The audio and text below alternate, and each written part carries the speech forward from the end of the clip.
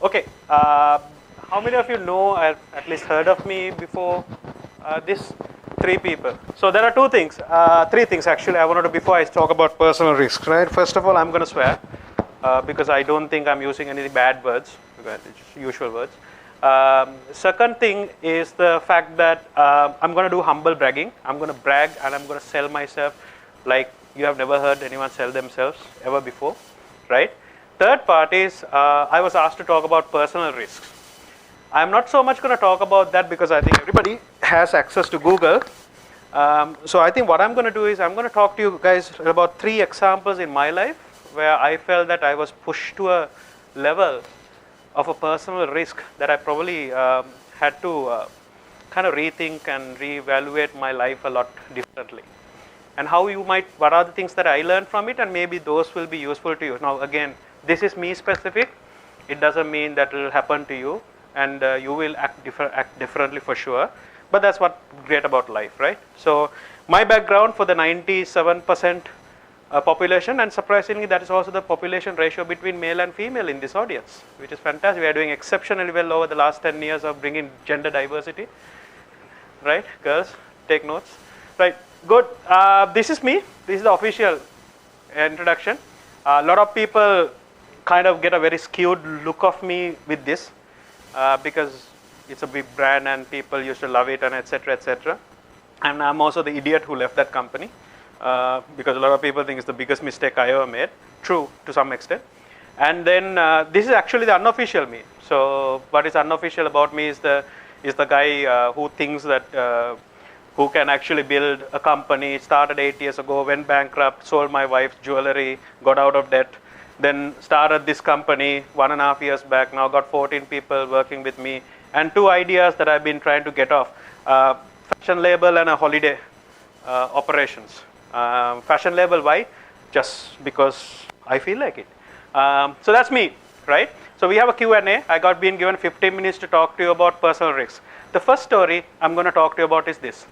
Oh, by the way, this is my company. I promised my partner the way I can justify time investment is by shamelessly promoting my company. So this is me, right? First thing, 3 lessons each I'm going to talk to you. So if I'm bad, you know, only have to listen to 9 stories, 9 things, right? You know, the worst part is people who are bad and ongoing forever. I try not to do that. So my first lesson is this, right? It's a very interesting stigma kind of a topic in Sri Lanka. How many of you have gone through this phase? How many of you had to do it? How many, you probably won't raise it, raise your hand even if I ask you, who actually was in the receiving end? So I have been in both, right? This is the first time it happened to me. So I was once upon a time, the first company I started joining after my university was IBM. So I was 50% of the IBM Sri Lanka revenue. Very interesting place to be when you are 24, 25 years old, right? You get a nice designation. There's a country general manager, but then you get the nice sexy designation, country manager, PC division, country manager at 24. Man, I am in it to win it. I feel it. I'm sexy, whatever, right? And then this happened on some day in December 2004. This was announced. So with me, there were 3 people in my team. And then I got a call from someone from Singapore. And they said, Rohan, we've been bought over. You are now no longer an IBM employee. You are a Lenovo employee. That means there were 20,000 employees of IBM who immediately overnight got it. The contract and the agreement is done at a very high level. You don't have a say, right? You can't say I joined IBM, I didn't join, no, none of that. Oh, by the way, you have to let go of the other 2. So I had 2 of my friends, a girl and a guy who was my team. And one of the first days I realized, love what you do, don't love your company, right? Nobody came down. I had to look them in the eye. To this date, I remember it like yesterday. Both of them ended up crying. I was 24, I was naive, I didn't know what the hell is going on with my life. And then they said, oh, we are shutting down Sri Lankan operations, come to Bangalore. We are going to be managing, removing the ownership from Singapore to India. You are going to be based in Bangalore going forward, right? I had no freaking idea what's going to happen, and it was a situation like this. We didn't do anything wrong, but we still lost. Who said this? Who can tell me? These are words spoken very recently. Who can say this? Who said this? Huh? Nokia CEO, right? It was a situation like that about 12 years ago for me. I mean, we were 50% of the business, right, of Sri Lanka. Our margins were good, all of that is good, but you still didn't do anything wrong, but you still lost, right? And that day, there were 3 things I realized, I learned from that. First one, shit happens without your help. You don't need to do anything, it could happen. And one of the other things I learned is that never in life don't compliment yourself too much for great work you're doing, and also don't blame yourself when shit happens also too much. 99% of the stuff, you may have some part for the great work, you may have some part for the shit that happens, but it's not completely fully your responsibility, right? The world operates in some mysterious ways you can't help. That's the first lesson I learned. Second one, never forget it's a job. Love the job, not the company. The first lesson I learned, right? To this date, I still love what I do. It just happens to be that I'm doing it now with my company. I also used to love what I do when I was doing it with Cisco and when I was doing it with Google. Sometimes we have a romance about the company we represent, which is fine. Don't get me wrong, you should. But I think it's very important, more than the company, you fall in love with the work you do. That work defines a kind of a purpose to you. Last part, own it. It's not your fault, right? When we left Lenovo, people looked at us as rejects. The same people I used to be going and talking about business development work and all that looked at me as rejects.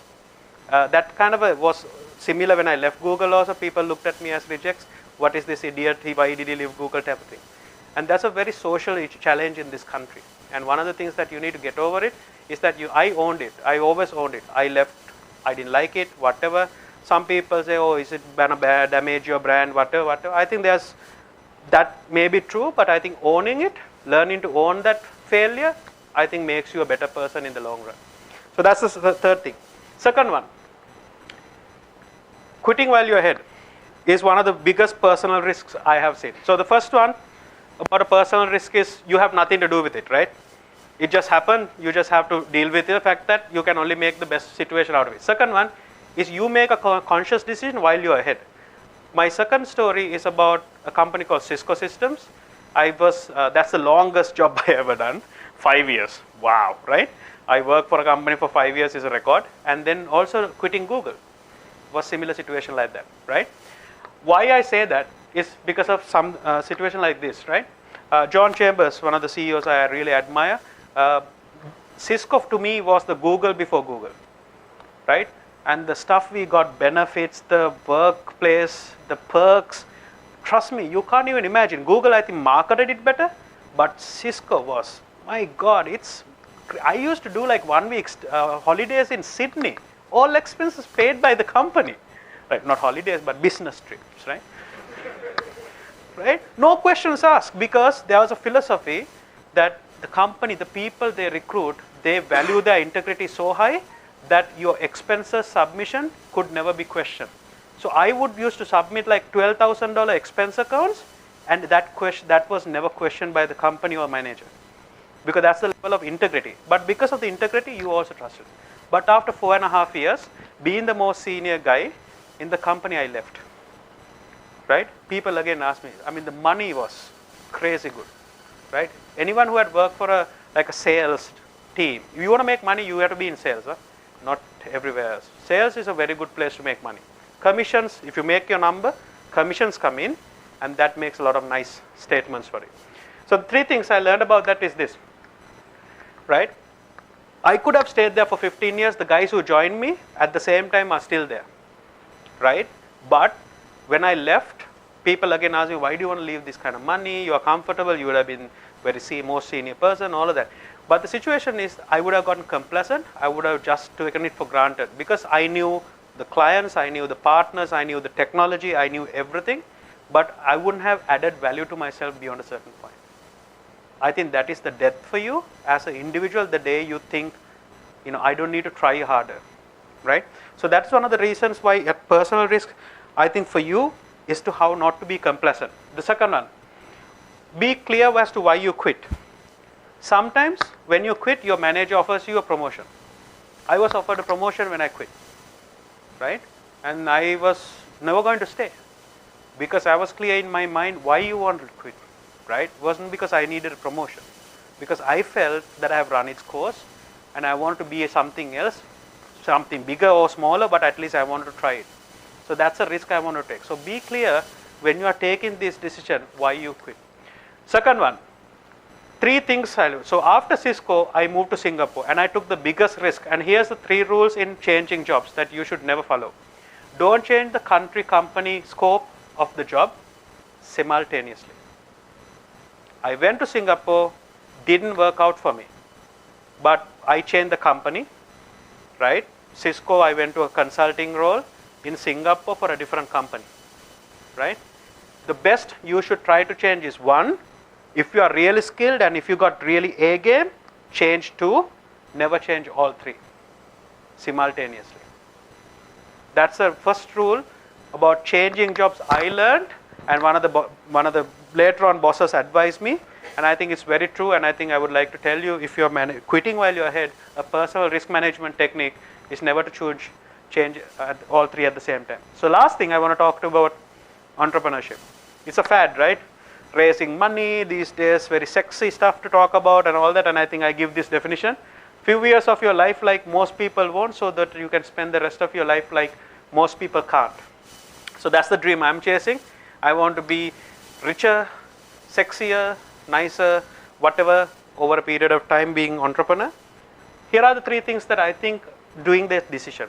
I was at Google, great company. I could have moved back to Singapore, I would have moved to Sydney, I would have moved into another company and stayed with Google.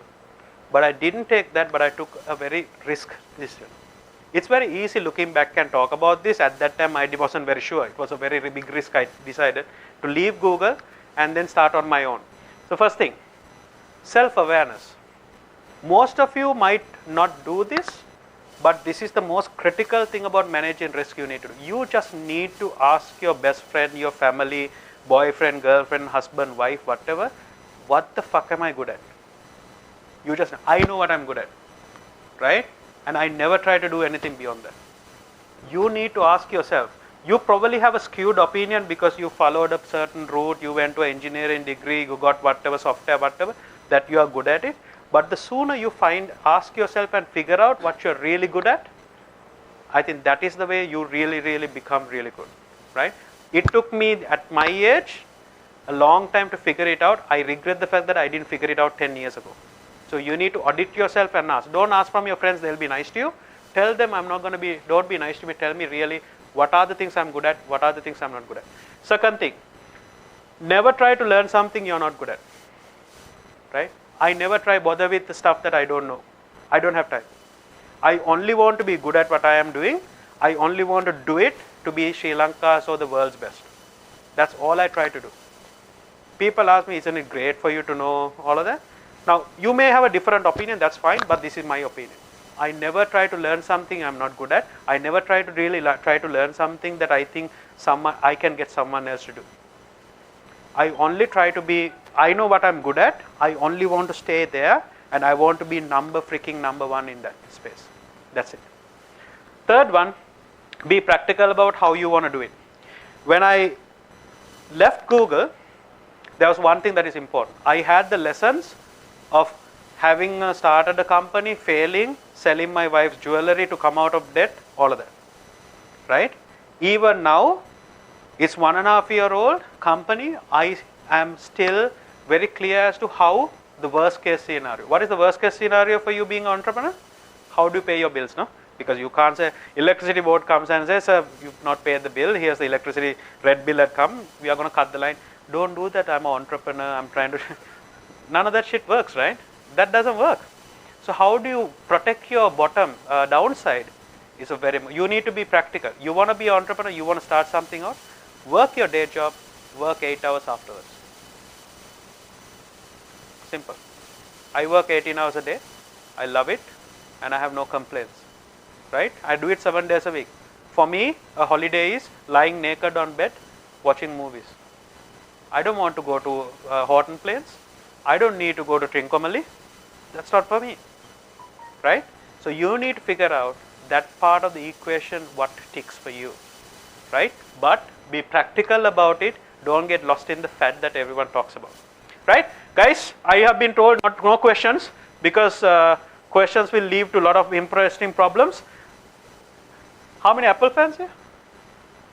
Shame on you. Shame on you. Shame on you. Right. Thanks, guys.